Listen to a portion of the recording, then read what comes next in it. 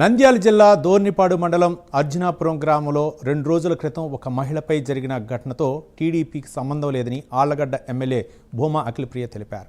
ఇది కేవలం ఆయా కుటుంబాలకు సంబంధించిన వ్యక్తిగత విషయమని అన్నారు. ఈ కేసుకు సంబంధించి బాధిత మహిళతో కూడా తాను ఈరోజు మాట్లాడినట్లు చెప్పారు. ఈ కేసులో నిందితులు ఎవరైనా వారిపై చట్టపరమైన చర్యలు తీసుకోవాలని తాను డీఎస్పీని కోరినట్లు అఖిలప్రియ తెలిపారు. మా దగ్గర పనిచేసిన వ్యక్తులు కూడా కొంతమంది దాంట్లో ఇన్వాల్వ్ అయినారంటే వాళ్ళని కూడా అరెస్ట్ చేయమని చెప్పి వాళ్ళకి మేము చెప్పడం జరిగింది. మేమే హాజరు పెడతామని చెప్పి కూడా నేను డిఎస్పీ గారికి చెప్పడం జరిగింది.